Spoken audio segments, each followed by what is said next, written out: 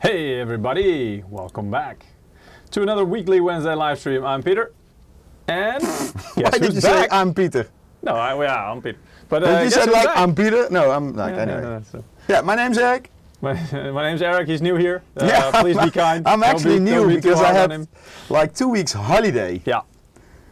So I don't welcome know back. anything what's going to happen he's- today. So please don't blame me if things get broken. He's completely he's completely out of touch. I'm like a blank sheet of paper. Yeah, you got totally disconnected Oh yeah, absolutely. during your holiday. It's Yeah. like a complete disconnect. Anyway, Except when you were calling me in panic. me Yeah. about what? I don't know anymore. Ah. No, there was no panic, luckily. Anyway, Okay. but yeah, welcome back, everybody. Of course, nice to have you with us. So today, quite exciting for us, at least. We've been talking about things like direct storage for a long time. Yeah. We knew it was coming. We're actually going to take you through a little journey of how long ago that actually was. And I mean, now we actually do have a game, a full-featured game that is said to use direct storage, meaning, I mean, what does that mean exactly? And that's what we're going to look at this live stream. I mean, does that mean bye-bye load screens forever? Does that mean, no, just loading goes faster, but it's still there? Or, what does that mean? And does it even impact game design, for example? Doing that, of course, the game we're talking about is, well, you can see it in the background, Ratchet & Clank Rift Apart, which launched in 2021 as a PS5 exclusive, but has recently, I think last week or something, been released to PC as well. And it's a pretty good PC port, which, I mean, it's a Nixie's PC port, if you're familiar with that. They also did the last few Spider-Man PC ports, Spider-Man Remastered and Miles Morales, which were also, I mean, all things considered, pretty good, especially the things like UI changes and stuff like that. In terms of quality, pretty decent, but it's also our first look at a game that actually includes direct storage.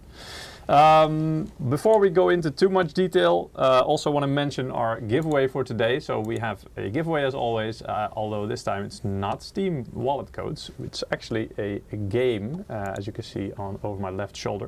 It's Exoprimal, the game is called. Did you already play this game or see it? No, not yet. No, actually, because I was spending so much time trying to prepare for this live stream, and we were actually still going because there's a lot to be unraveled, and it's difficult to monitor some things. Anyway, we'll get into that. It turns out it's difficult to monitor certain things. Anyway, but yeah, no, it's a really nice game. If you want, please go to the capture, then because I have the landing page for this. It's a promotion, actually. Please go to the capture. Is it like gameplay? Gameplay, yeah. I'm that's really what new today. It's labeled as gameplay. Yeah, okay. Yes, so indeed, so this is the landing page of msi.com under promotions. It's actually a bundle for some of our monitors, so you can also find the eligible models here, like the excellent 325 CQ RF QD. Quite a mouthful, but trust me, it's worth learning to pronounce it because the monitor itself and the image is really nice. Anyway, so yeah, if you buy one of these products in the eligible period, I believe, it says here, so the invoice period started from the 14th of July and lasts technically, but it depends per region and on the supply of the codes until the end of the year or whenever our game codes run out. Anyway. And you get not just a full copy of the game, and I checked, it is a full price game, meaning it's like 60, 70 euros or dollars on Steam, so yeah, it's a pretty good game. And you get not just the game, but also a exclusive MSI themed skin in the game. Nice. So you would get 2 codes if you win today. We're going to give away a couple of those codes during the live stream, so you get both of those. And I do believe indeed during our very next live stream next week, we will ask, I think it's going to be Ralph, right? It's going to be hosting it, to of course play that game as well, to show it and what that's like. Anyway, I wouldn't mind playing this game because it does sound interesting. Online team-based action game that pits humanity's cutting-edge exosuit technology, like the mechs, let's say, the mechanical suits, against history's most ferocious beast, dinosaurs. So it's basically like Gundam versus dinosaurs. Although I'm not sure, it's not Gundam, like not huge robots. It is Iron Man versus dinosaurs. That's maybe more accurate. I believe you. Yeah. So anyway, sounds interesting. Yeah. Let's see how we go. But anyway, so yeah, you have a couple of chances. This live stream, we're going to give away a couple of those codes. If you want to participate, of course, as always, on our chat on YouTube and Twitch. The link is being shared every 5 minutes by our Stream Elements bot. Yeah, I see. Link. Probably on Twitch we have another link. I think that's from a USA giveaway. Let me check it. Oh, okay. Well, in that case, we should try to get rid of that. Did you do that last week? Not sure. Anyway, but yeah, the link should be there. Or you can go to msi.com/2/insider. That's our landing page as well. And there should be a big red button that says participate in the giveaway. And you could go to the participating link there as well. Anyway, there you perform a couple of actions like, visit a page, maybe follow some of our channels. The more actions you perform, the more points you get, which basically enhances your chances. It's like Nvidia, the more you buy, the more you save. Yeah, always, yeah. If you are a regular viewer, you also get loyalty bonus points that you can add, and we've seen in the past few weeks that there are quite a few winners that have been lucky enough to get selected based on their bonus points, so don't forget to throw those in. Laptops. Yeah, don't miss out on a nice free game, I would say. So, Anthem in Jurassic. Yeah. That sounds really nice. Yeah. That's pretty much what it is. Yeah, I was a while ago. I saw the people in exosuits flying about, and I was looking for what was that game called again? That was so big, in terms of announcements, but that kind of. Didn't quite make it, I believe, or something. At least it kind of dropped in popularity quite quickly after that. It was Anthem, indeed. But I mean, all the materials for it and the trailers and stuff were pretty damn epic. So, Anthem, yeah. Anyway, yeah. So let's get back to our main topic. Eric, can we go to the main view? Yeah, sure. Yes. Yeah, sorry, I was still debugging our Twitch channel. Right. So the main thing about DirectStorage is, you should be able to see a big difference between, and I've got a couple of examples here. I dug up a few of my old hard drives that I had laying around. I actually had to check which ones were still working. That's not that old. No, it's not that old, but I mean, if you can, you should always be using SSDs, especially for system drives, because it just speeds things up so massively, and for games as well. But I know that there are still a lot of people using one of these fellas, for like their mass storage, for like games that they don't play that much maybe, or their Steam library, whatever. And I mean, DirectStorage is basically another reason for you to go, yeah, either I need to buy a SATA SSD or one of these fellas. Already got a remark on the couch. That's Gen 7 SSD because it's so huge. No, it's Gen 10, but we should have pixelated it because it's NDA, isn't it? But yeah, anyway, the cooling might actually get that huge at some point. Yeah, you're right. That was he was referring to. Yeah. But anyway, so yeah, I've got two M.2 SSDs here as well. These are Gen 4, by the way. We do have Gen 5 SSDs out now as well. Unfortunately, I couldn't get my hands on one of the samples. They were all out for reviews and projects and whatnot. But in this case, Gen 4 should actually prove to be quite enough. So I have the Spatium M480, 1 terabyte here and 2 terabyte in a PC below there, and actually not sure which capacity is on there, but this is one with a heat that came with a heatsink attached for the additional cooling, which we do recommend. Maybe we could start with a little bit of a backstory about DirectStorage, Eric. We've prepared some slides. Yeah, so this is already a long time ago. Yes. I still remember when Nvidia announced this. What? Ancient history for some. Yeah, really. I still remember how excited we were because we understood the theory of it. Yeah, because this is already part of PlayStation 5 and then those latest generation consoles, they have this as well. Yep. And the idea is quite simple. I mean,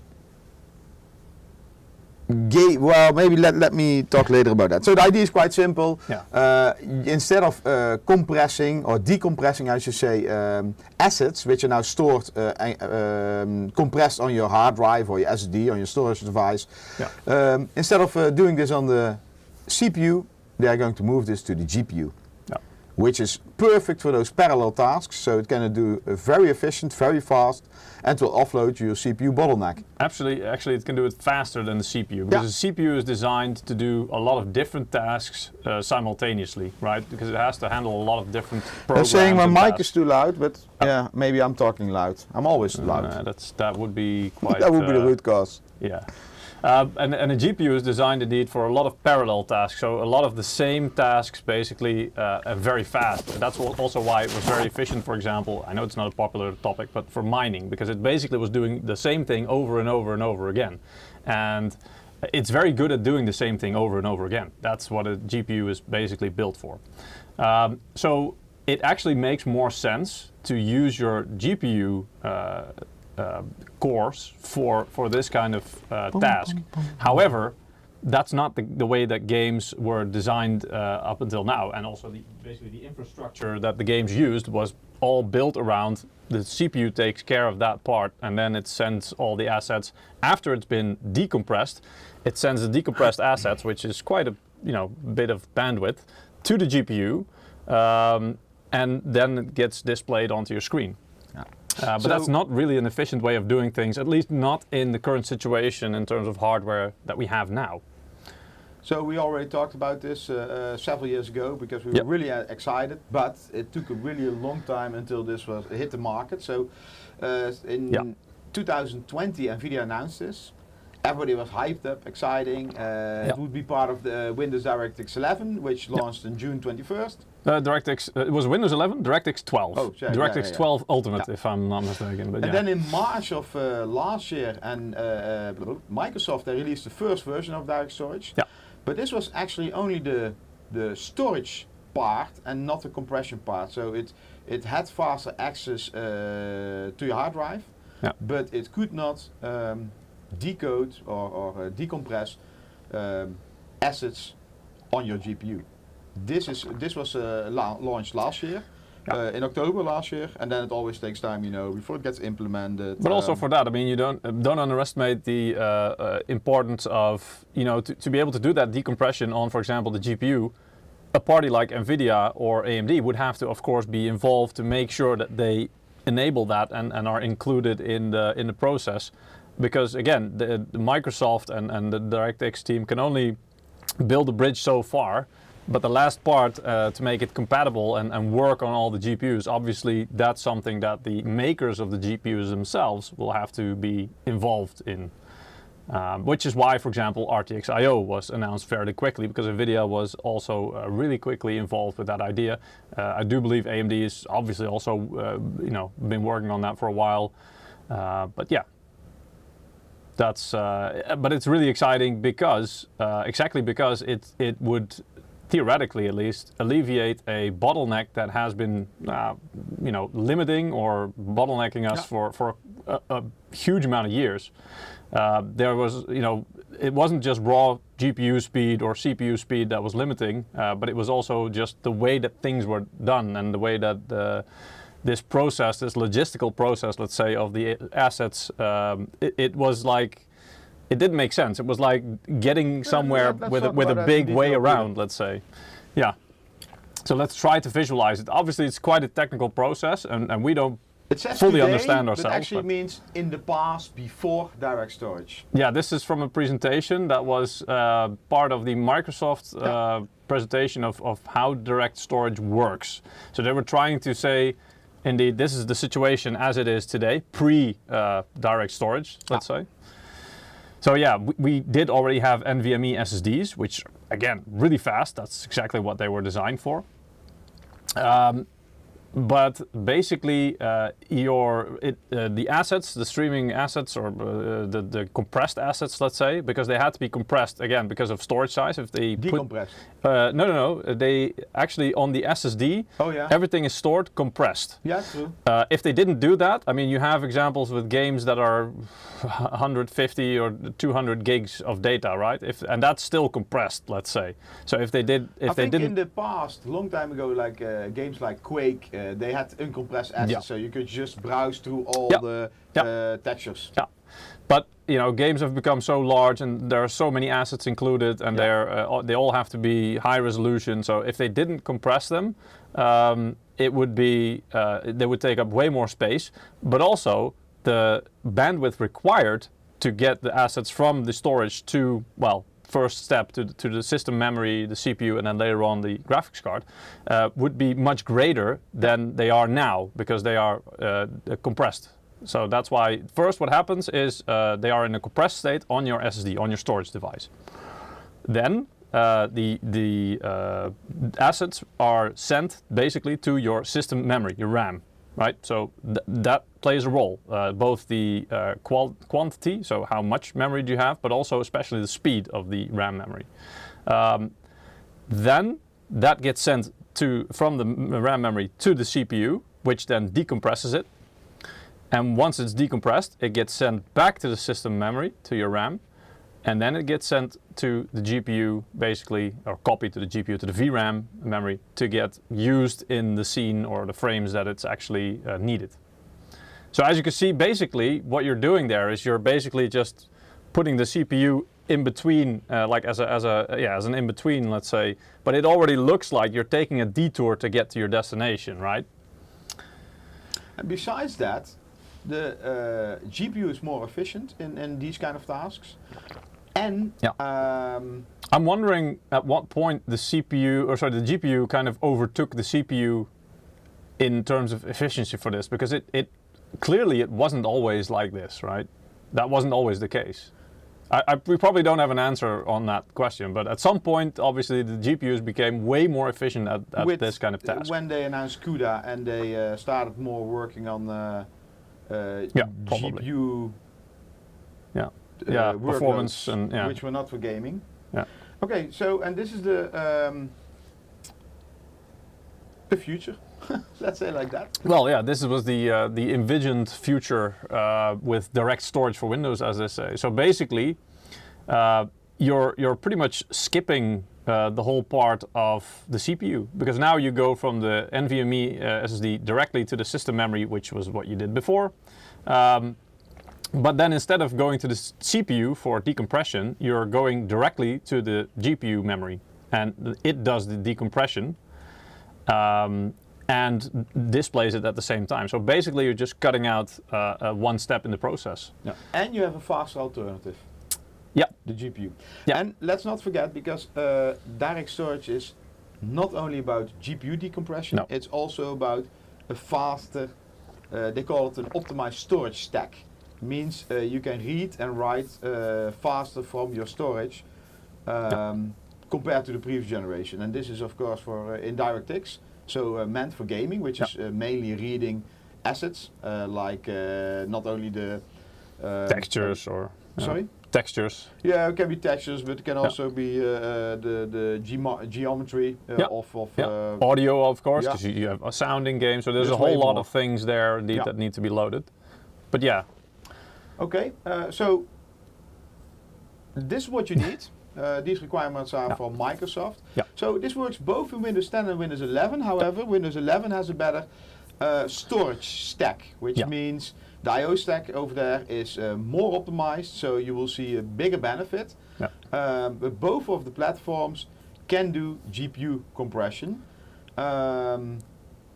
I remember when DX12 Ultimate came out, it was, I'm not sure if this is tied to the same thing, probably not, but there was a similar thing where Windows 11 actually supported the different, like the performance and efficiency cores from Intel, right? The big little architecture, but Windows 10 did not. And it might be that the latest versions of Windows 10 also do, but that was also one of the things that was different then. So yes, Windows 11, because it's, of course, it was at its core a bit different than Windows 10. It was developed much later, and so it could include way more advanced features of and instruction sets of this DirectX 12 Ultimate.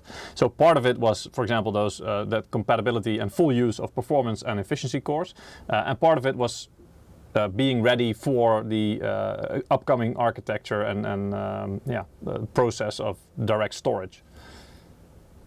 So for your storage, it works on a hard drive. It works on an old style SATA SSD, but you actually need an NVMe device to really benefit from this. We will show you that later in this game. Yep. And we have some benchmarks in which benchmarks result, which also show that. And then of course you need to have a GPU. And the GPU is a little bit tricky because I know NVIDIA supports this. They recently released the drivers to support this, so developers could work with it. Yeah. I don't know any state from AMD. So no, we haven't checked, to be fair. Yeah, so I cannot tell anything about that because today we have NVIDIA hardware and we're in a rush. A little bit. Well, we're kind of limited in terms of the time that we can take to prepare for these things, unfortunately. But yeah,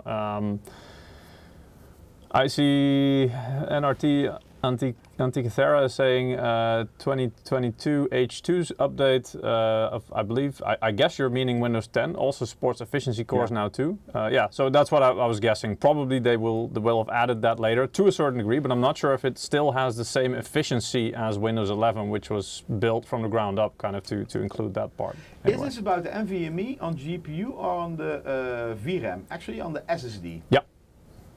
On the stick. So if we talk about NVMe, we always talk about the SSD. Yeah. I would like to see a RAID 0 test as well. Yeah, I mean, okay. So, Forspoken. Yes. This was one of the games which was... I think this was, technically speaking, the first game to feature DirectStorage, technically speaking. Indeed. However, at that moment, Microsoft only released DirectStorage 1.0, so not 1.1, which added to the GPU decompression. Yeah. So this is more an insight in the I/O stack. Yeah. And during one of the AMD developers, what was it? The GPU Open. They presented these results. Let's go from the top. Can I do this? Yeah. You can see my mouse. Yeah. Okay. Yes. So the top row is DirectStorage, and the bottom row is the normal Windows 32 API. The left two blocks are an M.2 SSD, and the middle block is a SATA SSD. So basically, they're comparing SATA versus NVMe M.2 SSD. And also HDD on the right, but I mean, most of the he's still waiting for the results to come in on that one, by the looks of it, in most cases. Yeah, indeed. So this is way slower, and you see here there is a gap. So basically, DirectStorage works faster versus an old Windows 32 API. Yeah. And you see this across all the board.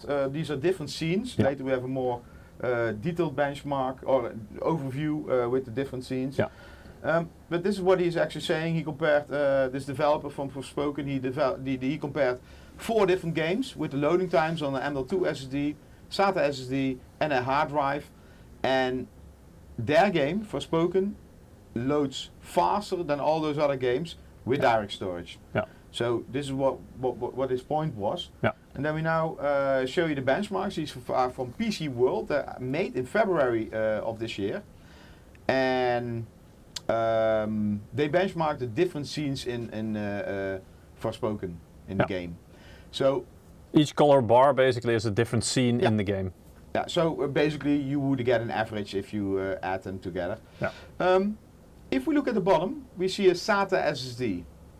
Actually, the very bottom is a mechanical hard drive. SATA hard drive. Yeah, you're right. I mean, here this is kind of what you'd expect. The RPM gives it away, Peter. Sorry. The RPM gives it away. Yeah, well, that, but also, I mean, it's kind of what you'd expect. If you, I mean, I've been in this for a while, and it is diminishing returns in a way.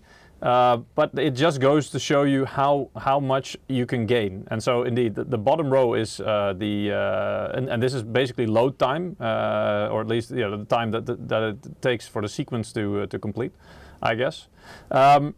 And so you can see the mechanical hard drive takes the longest on all of them, which, I mean, again, this is normal, that's to be expected. Then the very next, so the second one up is a SATA SSD indeed. And I'm not sure what the differences are between, I think there's a capacity difference, so 1 terabyte and 2 terabyte. I'm not sure if there's a difference in terms of the controller or any other differences, because the results are quite similar between those two. Let's just say those two embody or are examples of the performance of a SATA SSD. As you can see, and as you would expect, that's already a huge jump compared to the mechanical hard drive, right? Then the very next step up, that's a Gen 3 PCIe SSD, NVMe SSD. So that's the first NVMe that we get. Already there, I mean, in absolute terms, like on the last slide, you might see a difference from, I don't know, 4 seconds to 2 seconds, which, for a loading screen, you might think, well, I mean, 2 seconds, whatever. But it could be it could be half the time that it takes. So that would be like, 50% gain or whatever, however you want to put it. That in terms of percentages is very impressive still. And then you go up to Gen 4, so this one only goes up to Gen 4. I don't think at that time Gen 5 was out yet, so that's not included. No, too early. Yeah. So it would be interesting to see if Gen 5 can even make a bigger difference there.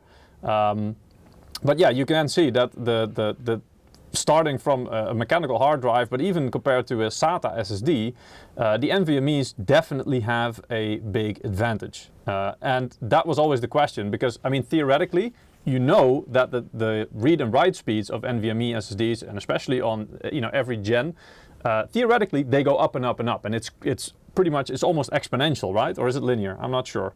But linear. It's linear. So, but it's huge, right? The differences are huge. However, the question is always, all right, that's nice, but can games actually use that, and will you notice the difference from that? By looking at this graph, yes, to a degree, definitely. So, but this did not support GPU compression. So, no. This was pure loading times. Yeah. And GPU compression, that's made by an algorithm which is called G-deflate. Yeah. The G stands for NVIDIA, so NVIDIA developed GeForce, this, probably. And this is based on some other, I'm not really. I don't know everything about those algorithms, but I think it's based on some existing deflate algorithm, and they customize this. And if you look at this graph, you see on the left the bandwidth required, and on the right side the buffer size in megabytes. So uncompressed is what you normally have. Yeah. So basically, this also says that uncompressed. You basically run into a hard limit. Indeed, it runs into a hard limit, and you don't have any. You have a benefit if you have small assets. Yeah. So up to 256 megabytes. If you go bigger, you can compress it, so it will load a bit faster. You need to unpack it. That's normally done on the CPU. So it will give you a performance boost. With GPU deflate. CPU. Sorry, if you run the deflate, the G-deflate algorithm, I should say, or compression technique, on the CPU, it's slower than zlib. However, it's of course made for the GPU, and that's where it excels. Yeah, also because, I mean, now you're talking about the bandwidth required, let's say, or that it can push. If you look at the bandwidth between, let's say, a CPU and the RAM memory, or because that's basically what it does. It's receiving it first from the RAM memory, and then once it's decompressed, pushing it back to the RAM memory, which then forwards it to the GPU in the CPU G-deflate, let's say. That means you're basically limited by the bandwidth of your RAM memory and CPU first and foremost, and then after that also to the GPU. The bandwidth limitation for the GPU G-deflate is basically the internal bandwidth of the GPU, because basically that's the VRAM and the GPU itself, so the actual processor. That's all within the graphics card, so you're no longer having to go from the motherboard, the CPU and the RAM memory, to the PCIe slot and then into the... So there's a whole lot less distance to cover, let's say, also there. It's probably a lot less latency, but also the internal bandwidth available in the graphics card is of course much bigger than, for example, what is available through any PCIe slot. Yeah, so some questions in the chat. Will direct storage consume more storage? No, it's probably the same, you know. It depends on what you mean. Do you mean like it takes up more space on your storage device? No, it will In not. that case, no, because No. you're basically the assets are the same, and they will still be in a compressed state. Well, on we the cannot say that they're the storage. same because we don't know how efficient the GD-flate is. So, but it's compressed, and it used to be compressed with CLib. Yeah. So we can assume that if the efficiency of the compression algorithm is the same, it should be similar at least. it should be similar. Yeah. In theory, it's not radically different. I mean, who knows? Of course, again, some games, it depends on the game developer, right? They can even decide, hell no, we're not going to put anything compressed in our game on your drive. And some games can do that. That's not the standard. No, Pretty much all games have compressed assets to save space on your hard drive, which I think most people will appreciate, because space on your hard drive, especially fast hard drives, is rather limited for most people still. Hey Vechtom, are the subtitles working? I hope. Yeah. So now you also can realize that the bottleneck from your loading screen, you were always waiting and I have a slow hard drive. Yes, that's only part of it. Yep. But basically, let's say not the hard drive, the SSD, it's waiting for your GPU, for your CPU to decompress those materials and send it via the memory to the GPU. Yep. And that is why now fast storage comes into play, because your GPU, first of all, it doesn't have to send things to your CPU or to memory, it can go to the GPU, be decompressed very fast. Yep. And that's where fast storage come into play, because your storage needs to be able to feed the GPU because it's so fast and already ready, waiting for the next materials to be decompressed. Now it can actually indeed use that speed, let's say, because up until now, if you look at the graph there as well, I mean, anywhere up to about, 3 gigabit or gigabyte per second, I'm not sure. That's also what you see here. That's a little bit of bottleneck, It's a big B, right? That's gigabyte per second. Yeah. But I mean, you had a hard limit. So yeah, I mean, up to a certain point, you could definitely benefit from faster storage, but it was kind of bottlenecked by the process. So up from a certain speed, you wouldn't really notice much of a difference, which is what we saw in a lot of games when, basically the same games that were programmed to use any kind of storage, not direct storage thing. And yeah, you would notice the loading times would be faster with a fast SSD, but especially when you came, for example, I've seen tests between Gen 3 and Gen 4 and Gen 5 NVMe I'm going SSDs. to check if the subtitles are working. Oh, the differences at some point became so minor because, I mean, past a certain point, the storage speed was no longer the thing that was limiting it. So it was now at that point then it became either the CPU or your RAM memory or your bandwidth in your system. So there would be other factors becoming the limiting factor. So yeah, and now with especially also this direct storage technology, there's a whole lot more bandwidth available, meaning the faster storage devices actually get used, and that speed. All right.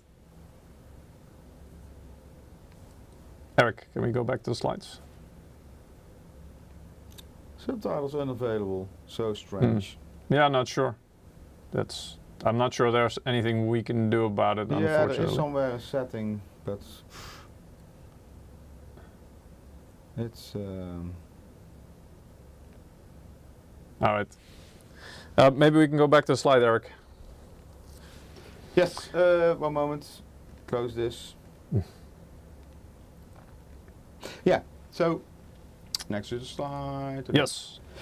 So next one, this is a benchmark. It's called AvocadoMark. It's a benchmark from Microsoft, and this benchmark was released to show you the performance of direct storage 1.1, which includes GPU compression. So GPU decompression. Decompression. Yeah, just to be sure. I mean, it's all technical terms, but not to confuse people. It's the decompression that happens on the GPU, not the compression. Yeah, indeed. So the The previous benchmark for Forspoken were mainly about the storage stack, so to show that's more efficient than the previous, Win32 API, which it was. Now this comes with GPU compression. So if you look, where to start? Again, slowest one, the hard drive? Yeah, probably. So you see here the performance difference between SATA and the hard drive is not that much difference. I can't really see what it says there. So what is the performance difference? 2.05, 1.97, 2.08. But what is that? Loading times? Oh, or sorry. That's the loading time in seconds, and orange is the bandwidth. I see. Okay. So yeah. All right. So the bandwidth isn't radically different, which makes sense because SATA is your limiting factor. 6 gigabits per second, max. Yeah, theoretically. Yeah. But I mean, let's be honest. Have you ever seen a SATA SSD use that bandwidth? No. I usually see them stuck to, 550, 560 megabytes per second or megabit per second? Not sure. Somewhere along those lines. I do believe that's the real world limit that we're seeing. But yeah, so indeed, so I'm not surprised because the interface there is the limiting factor, it would seem. That, by the way, is it the mechanical hard drive at the bottom? Yeah, that's a mechanical hard drive, so the that's is still about the same. Yeah. So if you then go to Gen 3, we have here a strange one, which is Optane, Intel Optane. That's more focused at the enterprise. So but I'm not sure if they use that as a buffering device. Yeah, so I want to skip this one because it's probably not comparable results. The context, and I mean Optane is it discontinued, right? I think so. Technically. Yeah. At least in this in the buffering, the caching. This is not Optane as cache. This is an Optane SSD. Oh, I see. Okay. From older generation. That's also why it's Gen 3. Right. So here we have the NVMe Gen 5, also Gen 3. Sorry, Gen 3, indeed. Also, don't see a lot of difference. No, wait. Except it's turned around. Yeah, exactly. So there is a massive difference. Yeah, indeed. So the bandwidth is double that from SATA, and the load time is half, but it looks the same, right? Mm. So load time is cut in half to 2.05 from 417, for example. And then we go to the Gen 4 SSDs, and the bandwidth is massive. So normally, if you have Gen 3 versus Gen 4 SSDs, you would say it's double performance. Yeah. But now it's like with GPU decompression, it's way more because it can transfer way more assets to the GPU. Yeah. And this, what they didn't benchmark and what we should probably, some media will investigate in the future, is if there's any difference in GPU performance. What if you use it? Well, I think they already have, but I mean, it's not, I'm not sure if they just changed the GPU, because that indeed, if you only change the GPU, that would be interesting to see. Because I mean, you would expect a 4090 to be faster, even faster at this than, I don't know, 2060 or, I mean, both can do it, but it, like percentually, probably on a 2060, it would take a bit more of its total performance than compared to a 4090. So SWA 4534 is saying, unfortunately, Ratchet and Clank isn't taking any faster SSDs. We will come to that. We will benchmark Gen 5, Gen 4, Gen 3 all perform the same. Yeah. I mean, there have been some articles out there already, indeed. And he hopes that we covered the fact that DirectStorage degrades performance in Ratchet and Clank and doesn't even improve load time compared to DirectStorage off. Not sure how to test DirectStorage off. I'm not sure if that's an option you can simply turn off in the game, but rip out your hard drive. What? Sorry? Rip out your hard drive. Shall we? Well, that would definitely stop performance. I'm not sure. I mean, I think that would degrade performance more than running it with DirectStorage on. Maybe first do a giveaway, Peter. Sure. Yeah. Go ahead. Go ahead. I noticed that this has a new interface. So it changed a couple of weeks ago. Maybe around the time you went on holiday. Yeah, true. Anyway, so waiting. Let's wait until Eric's on holiday, then we do. Exactly. Anyway, so as a reminder, you can win copies of the game Exo Primal, which is tied to a current monitor promotion bundle that's going on.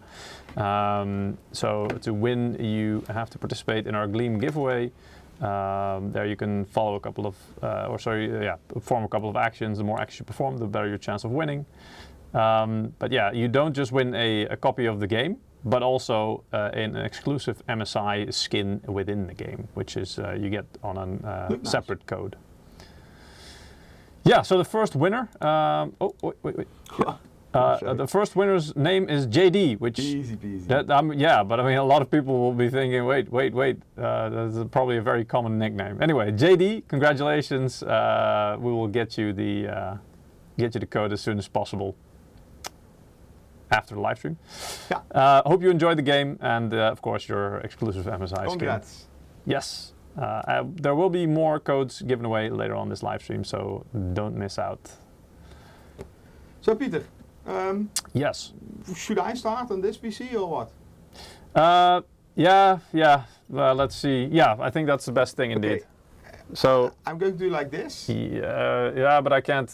Don't worry. You can leave. Yeah. Okay, for yourself. I was going to say for me it makes no difference. Yeah, we're shuffling screens a bit now because like Eric needs to switch the input of one screen, which means he cannot see what's going on there, and that's the screen that we usually put the chat on. So he's moved it to a different screen for now. This flip was right? Yes, correct. Yeah, and then on his second screen, I've prepared a PC with, well, I guess you could say it's close to the minimum specs. If I'm correct, it has an i5 9400 processor. 8 gigs of, I guess, DDR4, maybe even DDR3 RAM, not sure. And the GPU in there is a GTX 1660 Ti Aero ITX. So yeah, I mean, that would be, it's technically a little bit above minimum spec, but still. And then we've installed the game on a 7200 RPM hard disk, a mechanical drive. And? Yeah, that's too small for me to read. Sorry. Windows 10 Home. Yeah, exactly. Yeah, I mean, that was still on there. What do you have on your nose? Those are glasses, right? I did upgrade. Sorry? Those are glasses, right? Yeah. Why? Yeah, well, I cannot read that. No, but the thing is, you have no idea how small my preview is here. Oh, okay. So, fair enough. It's really small. Anyway, so yeah, you're gonna have to read out anything there. I hope for you guys it's readable. Yeah, you can still see it. Yeah, and anything other relevant there? No, I mean, it's just an older PC that we took for reference. Yeah. Yeah, if you can start up Steam. Or maybe just the game, yeah, and maybe Afterburner as well, because then you can kind of at least have some things on the screen there. What I tried to do, by the way, and this was what was pretty hard, or so it turned out, was to see if we could include the monitoring of the read and write speeds, especially read speeds, because that's most important, of course, real time during the gameplay. There's not many things that can do it. Hardware Info has features that could do it. HW Info 32 or 64, whatever. Unfortunately, it pretty much didn't log those numbers for whatever reason. And within the time we had, we couldn't figure out how to get it working. Double click again? Yeah, maybe it takes a while. Again, it's the minimum spec PC, let's say, so it takes a while. Either that or just start Steam first, because it probably is trying to do that. You may have to log in. What kind of beast of a machine did you give me? It's a PC that we've actually used in the past quite a few times. Okay. Probably I misclicked or something. No. Just you need to be patient. Remember, it's running off. It's running off of one of these fellas, right? It's running off of a mechanical hard drive, 7200 RPM. Yeah. Well, I mean, you can show there should be, I believe, 1080p. Yeah, 1080p. Yeah. Quality mode. No resolution scaling. Yeah, exactly. Full screen. HDR is disabled. Again, I was surprised when I was configuring this. I was like, "Where's my DLSS?" And then I realized, oh wait, this is a GTX 1660 Ti. Yeah, there's no DLSS on that. And okay, this is the cool. capture. Yes. Camlink Pro. Play. Yes. First time I see this game. It's subjectively, I guess, my opinion. It looks really nice. It's a really nice game. And also the way the port is done, again by the Dutch company Nixies, which we need to check game audio. Oh, here we don't. Yeah, have no, that. we do have game audio. I've turned it all the way down because it's not really that relevant. I've turned it relatively low. Or is that a different company? Or that's Intel. Yeah. What's the PlayStation sound? I don't know. I know you don't know. It's like I don't know how. No, I don't know how to do that. I don't know how to do that noise with my mouth. Let's say it's like this. Anyway, but yeah, we've put some specs, whatever we could put, we've put on the screen there. So you see the GPU, the temperature, the usage percentage, the memory usage. That's the VRAM usage. So that's the memory of the GPU itself. The CPU temperature and usage percentage, you can see it's DirectX 12 it's using, and the FPS, of course, both in numbers and in a graph. You need to load the second one. Yep, and then within that you need to load game. Click load game, yes, and then the bottom one. What I've done is, for those familiar with it, I've tried to make a manual save just as the whole rifting sequence is about to start. So this is where we've just defeated, is it Dr. Nefarious? And he will be sucked into a rift, let's say, and then after that the whole rift goes haywire, let's say, and we get sucked into a sequence of rifts ourselves. And what I wanted to do is, I wanted to time this. So I'm gonna pull up a stopwatch here. And from the moment we get sucked into the rift ourselves, I'm gonna start the stopwatch. And I've got it on my phone here. Yep, I'm ready. And, yep, I've started it, okay. And then we're gonna do the same thing on another PC that I have here below the table, which is a really fast PC. And here you already see several things, because that was a loading screen. Yeah, basically, yeah. It was stuck in the rift and there was a loading screen. Yeah, yeah. And now it's having to load all those assets again. And as you see, the animation even freezes a bit, and then it speeds up to try and catch up. And to be fair, I mean, this is not to say that the game is bad. On their Steam page, it also mentions that they say an SSD is required as one of the minimum specs, and this is, I guess, why. And this is not to say that the whole game is like this, right? Because yes, you do have quite a few rifts, but we've chosen this scene in particular because it's a quick succession of a number of rifts where new assets have to be loaded. Really fast. New worlds, new monsters. Yeah, exactly. Well, new textures, new geography, everything like that. So let's just wait, because I know that at some point the scene ends when, well, we'll just say it ends for us when he lands on the deck of the pirate ship. I think that's coming now. Well, he's still upside down, waiting. Yep, okay. And stop. Touchdown. Okay, so 1 minute 1950. So let's call it 1 minute 20 seconds. Okay? 1950, and that's 20. Okay. 1 minute 20 seconds.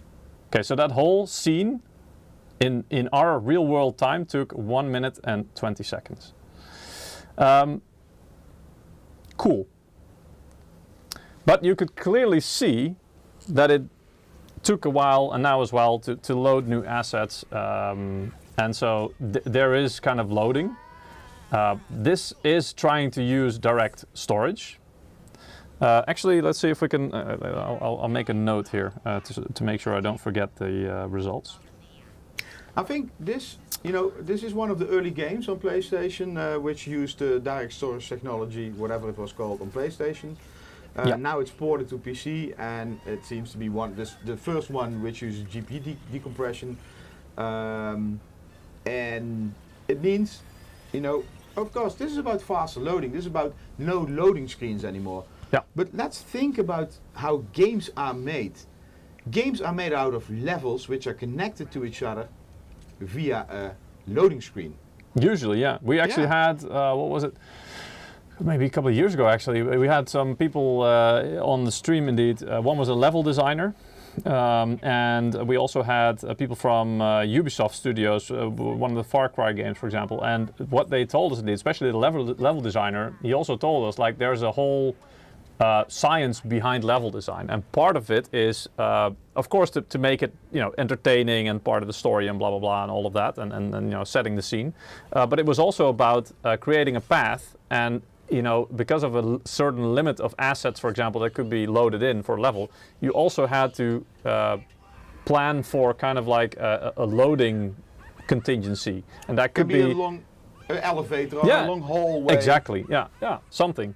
And in a lot of games, if you're older and you've played PC games for a long time, this will ring a bell, because indeed, like elevators is a typical one. Like in Half-Life, that's a very popular one as well. Yeah, why is always like that? Because it's a limited space in which you cannot move too much, and this means either it can be a long hallway, but the textures are all small and limited, repetitive, so that they have a lot of memory empty to load the next level in.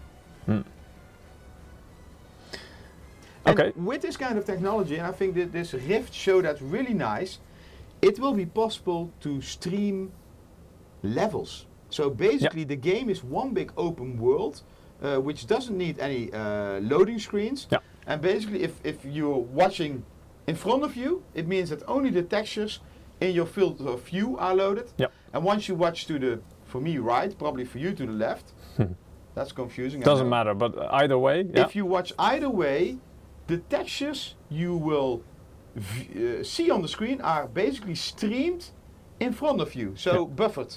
Yeah.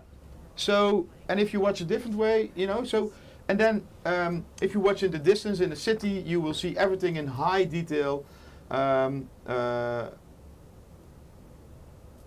out, in a lot of small detail, like with, normally the textures, if you just load a level, textures still need to load, and then suddenly buildings in the distance pop up. Yeah. So with this kind of technology, and stuff. that's not needed anymore, because the stuff outside your view does not have to be in the memory. No. Because it's so fast, the decompression on the GPU and loading with an NVMe SSD, and that's why, yes, this works with a SATA hard drive and with a SATA SSD, and yes, you will get some benefit, but the real benefit you will see in the future games, and that's, here you already see a small glimpse of it, I would say, this Rift, because it loads quite a lot of levels behind each other. Yeah.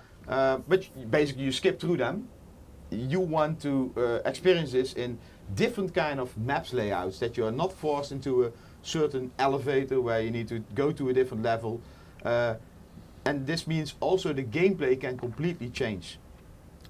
To be fair, though, we did restart the PC, meaning no assets were loaded into, RAM memory or whatever. So what you could do now, Eric, is just exit this scene. So press escape and then quit. Yeah, that's the keyboard there. Yeah.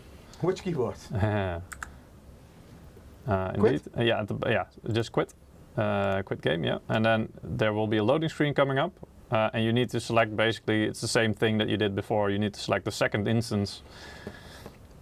Oh, this is not going to be my favorite PC. I need to wait. I know. It will frustrate that's me. why I gave it to you. Yeah. Entertainment value. No. For me, not for you. Same one? Yeah, second one. Yeah, and then load game again. Yep, and then the bottom one. Yep. Because what I'm expecting, and now I'm gonna it's in the cache, right? That it should indeed. This one should be faster, because now it should still have some of the assets loaded in the system memory, but let's see how it goes. So I'm going to benchmark again, yeah? Yeah, I'm going to do it again. So I'm going to wait until we get sucked into the Rift again, and I'm going to push start. Yeah, so there's a discussion going on about PlayStation 5, and they developed this on their own. So I'm going to put the scan here. It's made an echo. Huh. So it doesn't have anything to do with AMD. Ready, and go. Yep. Okay, so started. Let's see if this second time around now is faster than the first. Because theoretically, what I was told as well is that now some of the assets should be still in the memory. Now I'm not sure if that's the VRAM. Technically, it should be, because actually no, it should still be in the system memory, because it's still pushed there first, not decompressed yet, but still compressed assets. but they should be slightly different, faster the second time around. Oh, Manu is complaining. Eric's microphone volume is low. Oh. Yeah, I put it a bit lower. People were complaining I was too loud. Yeah, yeah. Same like at home. All right.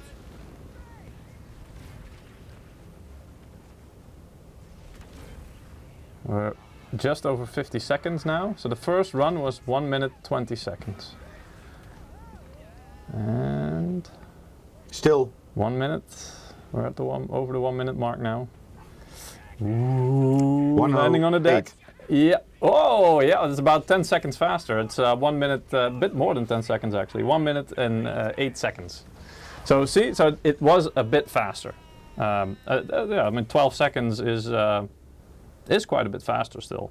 Still, yeah, that's, as you will see later on, that's still relatively slow. Fast PC. So I'm just gonna take some notes so again I don't forget about it. You call this fast PC? The new one. Oh, the new one. Yeah, so the other one that we're gonna do. Yeah. So I can switch this off. Probably, yeah. But I mean, in general, I mean, still the performance. Yes, it's 1080p, but this is a relatively older PC, and it's towards the minimum specs. I still believe most of the graphics quality is on high or medium. Yeah, sure. looks great. Yeah, looks really nice.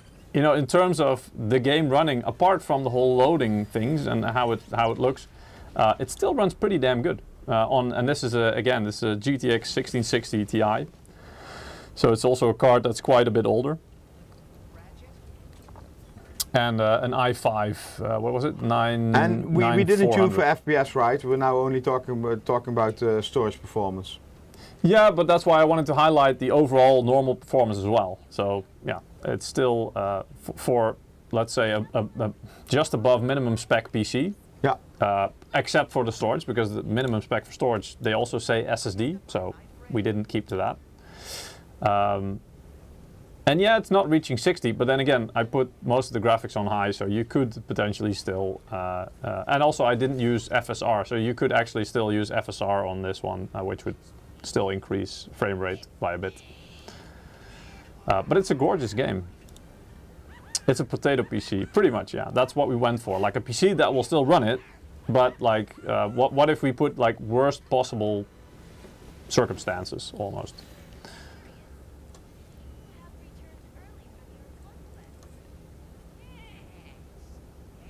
Do a giveaway, Peter?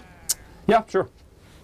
Before we switch to the... Yeah, you need to still exit the game on that PC though, because we're using the same Steam account. Oh, yeah. We weren't supposed to say that. Are we on the cheap today? Well, yeah. I mean, the game is not cheap, so yeah. I just thought let's just do one copy of the game. Our boss will be happy. Should be okay. Anyway, so yeah, we're gonna give away another game key for the Exo Primal game, which again is linked to one of our our current monitor promotion, which is you can also get the game if you buy one of the eligible monitors within the promotion period. In both YouTube and Twitch chats, the link is being shared every 5 minutes by our Stream Elements bot. When you go to the Gleam link, you can participate there, perform a couple of actions. The more actions you perform, the better your chance of winning. It just adds points. And if you're a regular viewer, you should definitely use your loyalty bonus points. Yeah, we'll be giving away a couple of game keys during the live stream. Not just only a game key for the game, but also within the game you get a MSI themed exclusive skin, which is really nice. So it's basically Anthem in Jurassic Park, as it was very aptly mentioned in the chat. So basically you're in a superhuman suit like Iron Man or whatever, and hunting dinosaurs. So it's an interesting premise. So second monitor's back. Yeah. Yeah, we're just moving around. Okay. Yes. And our second winner is called Solo 991. Not sure how many of you there are. If there's 991, then that's quite a lot. But hey. Then it's not solo. No, yeah, there's a lot of you then. Anyway, congratulations. You are our second winner for today, and we will give you send you the game key and the skin key separately as well, as soon as possible after the live stream. It's maybe interesting to ask this. By the way, yeah, because what we're looking at is you guys are having a lively discussion. In this case, especially on Twitch, we notice. So yeah, thank you, guys. This is why we love you guys. By the way, there's a lot of people there with a lot of knowledge, and you're sharing it in the chat, which is also quite interesting for us. So maybe we should invite Nixus. I mean, it's also a Dutch company. Yeah, I was looking into that, but I mean, on short notice, that's a bit difficult, of course. But yeah, I mean, we're located in the Netherlands. Nixus, which again is a company that has been making PC ports for PS5 exclusives for a while. The most recent and well-known examples for those are the Spider-Man games, so Spider-Man Remastered, which we also featured back, well, that was last year, I believe, which again was a really good quality PC port, and Miles Morales as well, which we didn't feature, but also quite well received. And the reason why we mention this is because when it comes to games that are ported from console exclusives to PCs, I mean, there are a lot of, let's say, poorly executed ones, shall we say? Well, I mean, you know, ones that How was that game called? Schweinstein? What? The Harry Potter game. Oh yeah, Hogwarts Legacy. Yeah, or The Last of Us Part 1. Well, it got a good patch, right? Yeah, I mean, but those are different issues perhaps, because I mean, those were maybe you could say poorly optimized because of the VRAM usage. That was one of the primary concerns with those games in some of the cases, but also in terms of, like, you know, UI design and menu design. Some of the menus were so clearly designed for consoles and controllers that it was pretty much, you know, not doable or just really a disaster to navigate with a mouse and keyboard. Like 3-4 years ago, this was a nightmare. Now I think, for most games it's fixed. Could be, yeah. But I mean, like, Nixis is one of those companies that have been known, at least in their recent streak of games that they've helped port, of doing a really good job, and basically just right off the bat getting it right. It's quite interesting business. I used to develop games myself in the past, long time ago. And back when they were still on diskettes, or? Sorry, what? Back when they were still on diskettes, or? On diskettes? Diskettes? Yeah. I was on the MSX system. Like Amiga, Commodore, MSX. So it was the 8-bit Z80 CPU. But one of my friends who did the same, he has his own company, and they are porting games to Game Boy, PSP Portable, those kind of devices. So it's just a business model. Some companies, you know, they just get assets from another company, and all the code. They need to recompile everything, optimize everything, and make sure it's running on a different platform. So that's how PC games are ported, and that's a lot of times not done by the same company, but by specialized companies like Nixus in this case. Yeah. How many terabytes is the giant NVMe? Lucky it's holding. More people ask for that, Peter. Who's talking about terabytes? Why not petabytes?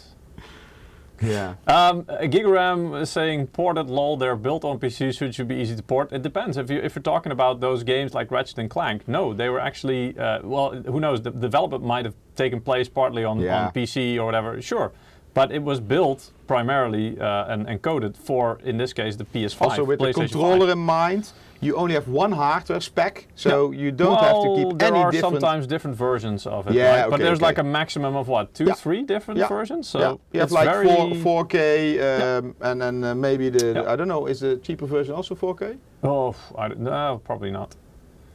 But anyway, but you have a very limited amount of specs that you have to take into consideration. So it's much easier, let's say, you don't have to take quite as much care of, well, for example, VRAM usage, right? Because you know that the PS5 has, 10 or 12 gigs available, and that's it. So basically you know exactly how much you have to play with. I don't know. Whereas with PCs, there's an infinite almost amount of different combinations, and you know, good luck making it work on pretty much all of them, or at least the most possible. So yeah, it's a really different proposition there. So building something or programming a game for a console with set specs that don't change is probably, I guess, really different from making it available on PCs with infinite amounts of different specifications. But that's again something that the company Nixies specializes in, and we will try to reach out to them soon to see if we can get some kind of contact and maybe get them on the show at some point to share some of that inside knowledge, because I think it's really interesting. Next big game, maybe. Sorry? Next big port, maybe. Yeah, who knows? Yeah, maybe in the meantime, just like in general. Some question in the chat, Peter. Why my 4090 Supreme Max draws only 150 in full load? It's Sorry? good for efficiency, but missing half of the FPS. I don't know. Maybe you missed one power cable? I don't know. It really. Yeah. Are you running Afterburner? Maybe you limited the power usage? I don't know. What is your power supply powerful enough? Maybe that's limiting it. Normally, then doesn't boot. No, I mean it can go up to a certain, but yeah, then it should stop. I don't know what's. I'm missing a lot of context to be able to help you, but unfortunately, again, also this is why usually we don't really go into. Let's say, help questions about specific PCs, because without actually going to your PC and having a look, it's very difficult for us to get to the root cause, let's say. So Swa 4534, what a name, is saying DirectStorage in the game is not a good showcase for the technology, it's broken. Yeah, so that's what I was saying, this is the beginning of what's to come, and it's like a preview. Yeah, it's like a preview. It's not like this is to speak in maybe meme terms. This is not its final form. Yeah. Right. This is not the maximum that it can achieve or something. This is an ongoing, evolving thing and technology. I mean, again, also DirectStorage 1.0 didn't even support the GDeflate or the decompression of assets on the GPU itself. 1.2 does, or 1.1 actually does, and then now there's 1.2, and even there. But yeah, it keeps developing, let's say. So this is something that will evolve, and also games and game developers need to catch up to this technology. They need to play around with it, see how they can use it. Again, this could mean that they, for example, no longer need to plan in and design levels in a way that they need to take loading into account. It could and be maybe it's just a gimmick like 3D TVs. Yeah. Maybe in 5 years we don't talk about DirectStorage. Yeah, because it didn't really make that much of a difference in the end. I mean, no, I believe it can make a huge difference, because I hate loading screens. I hate waiting. I mean, most people do, but it's not all tied to local storage either, right? Especially in this day and age of live action, live service games, right? Everything is online, so you have to take that will add to the loading screens as well. Everybody knows I like Battlefield 4, and I think Battlefield and Battlefield 3. I think you could, if you have fast storage, you could already load into the game and start driving in your tanky. And while others were still in the loading screen, so they had a big benefit of fast storage. Yeah, I remember those days as well, and the same with that was Counter-Strike as well. That I would be when I upgraded to you would fast knifing storage. Somebody who was still standing loading there. Yeah, but you would be indeed one of the first ones to load in, and everybody else took a little while. Yeah. But then and again, now a lot of games they know this and they prevent this. Yeah, there's like a countdown. lobby or exactly. All right, I'm almost I ready. remember the 3D TV fad. I still know people who have it. yeah, exactly. I sometimes ask them, my brother-in-law, do you still watch this? No. It used to. You used to have those things on the PC as well, right? Not just TV, but yeah. Right. We can go to the capture on this PC. So let's see if I can show you guys. Well, actually, there should at the bottom the. Why didn't you give me this tool? What? I needed to open it Windows specs to show everybody. Oh, yeah, sure. I mean, that's. I'm not even sure if I can zoom in on this, but probably not. But as you can see, it's how? You want me to? Oh, that. Yeah. I mean, I could probably anyway. Yeah, but it's there's a Ryzen 9 7950X3D CPU in here, which we can pretty much agree is one of the fastest CPUs for gaming that you can have right now. It's running at stock speeds. I haven't overclocked it or anything like that. That is sitting in an MEG X670E godlike motherboard. So I went for, let's see what's the highest spec components and stuff we can get in here, coupled with an RTX 4090 Supreme X, right? So it's pretty much balls to the wall, the highest specs we could get. The only thing I had to cheap out on was the SSD, which is, well, I say cheap out, but still, it's a Gen 4, so it's an Spatium M480, 2 terabyte, here we go, yeah, 2 terabyte drive. But it's NVMe, so here it is highlighted. It's NVMe, and it's it's using the basically the full speed of Gen 4. I would have tried to go for Gen 5, but unfortunately, again, couldn't get a sample of the SSD. And the memory, the RAM memory I have in here is Corsair Vengeance RGB DDR5 6000 megahertz. Running at I think it's 32 gigs, so 2 strips of 16, if I'm not mistaken. Yeah. Yeah. This is channel 1. Yes. Or channel 0, whatever. Yeah. And it's CL36, I believe. Yeah. There we go. So we also it's pretty fast. We could have gotten maybe a little bit faster, but it wouldn't. I'm not sure if. But then Ruud would complain that we ripped apart this benchmark system. Exactly. Yeah. But that's just to give you an idea. I think we're using the our MEG AI 1300P PCI E5 power supply. So that's also it's the highest power supply we could get. Obviously, also for a system like this, that makes kind of sense. So yeah, let's see how we go. And I will put this. I'm not sure why this is in windowed mode. I guess I know. Yeah, just a second, because I'm wondering why this, if this is a lower resolution or not now, what this is running in. Right, give me a second. But do we have audio, Peter? No, the same as the other one. Well, we had audio, but did you make the right selection? Let me check. I'm not sure. No. Here we go. Yeah, now it should be. Yeah. Should be, would could be. Yeah. So yeah, we're doing 1080p.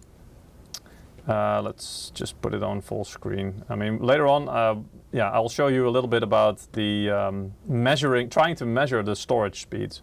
But as you can see here as well, aspect ratio is the Captain Auto upscale method I've put off for now.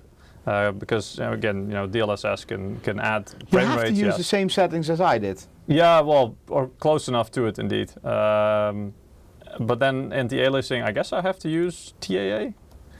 I'm pretty sure you weren't using DLAA. It said something, but I didn't pay attention. No, yeah, well, but that's deep learning. So this requires tensor cores. So I'm pretty sure the 1660 Ti doesn't have that. No. So I'll put it on TAA. That's fine. And frame generation off then. Yeah, reflex was on. I remember that. Yeah. But everything else off. I mean, yeah, sure, we could enable DLSS. So we're not really focusing on frame rate here. And this is, I believe, on the highest setting, except for motion blur, because I always turn that off. But also ray tracing is on this one, because we want to have the highest possible data usage, let's say. Yeah, so this is interesting, Peter. I had a holiday, so I don't know. I didn't read any reviews, but I already asked you, would a faster or slower GPU be having different performance in decompressing? And then at the same moment, are we using the tensor cores or are we using the shader? Very good questions. I think it's the shaders for this part. Okay, so then which means a faster GPU should be faster. Or at least or a GPU which has faster clock shaders should be faster. Yeah, or have at least have more capacity left over for normal rasterizing performance and stuff like that. Indeed. Right. So let's launch this.